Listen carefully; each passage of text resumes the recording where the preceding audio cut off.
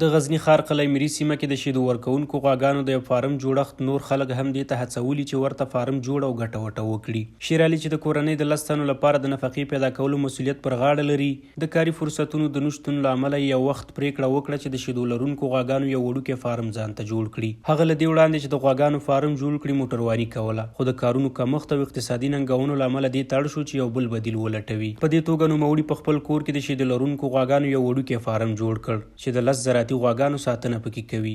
3 تنه نور هم له ځان سره په کار مصروف کړي او هر ورځ تر 120 کیلو شیده ترلاسه کوي. از خودم یک 10 تا یا شریکم است، از بیادرم هم است، یک 12 تا از اوست، یک 13 14 تا شریکم است. به اون طرف به این طرف یک 10 تا از خودم است. کارگر دیگه تقریبا 3 نفر کارگر اینجا کار. حالا عایدات خوبه دیگه، اون تر معمولی است دیگه، زیاد نیست. با چی کار کنه؟ دیگه کار نداره.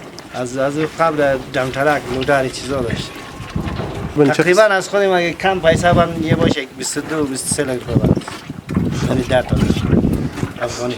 شیر برای خود ما یه دکان دارم، لبنیات دارم. هم پرچون سودا نیم هم دارم ده. د شیدو ورکوونکو غواګانو دغه فارم شیده هر ورځ د غزنی بازار تر دکانونو رسیږي او مسؤل یې وایي په ښه بیه یې پلوري. هغه وایي د کورنۍ شیدو بازار د بازاري شیدو په پرتله ډیر ښه دی او ګڼ خلک یې خوښوي. په ورته وخت په یاد فارم کې په کار بوخت کسان وایي که څه هم معاشات یې د نورو کارونو په پرتله کم دي، خو خوښ دي ځکه خپلو وطني تولیداتو لپاره ستړي ګالي او کورنیو ته حلاله نفقه ګټي. فقط این گوار الاف نتیموشید جمع میکنیم، جارو میکنیم، پاک میکنیم گواره. یعنی دمای 6000 پرست خانه نه دیگه چی بس نه خدای 6000 یه چیزی هم نمیشه. 6000 که ما پورا نمیشه از یا پیش کی میگیرم، از دکان که میرم باز قرض میشه.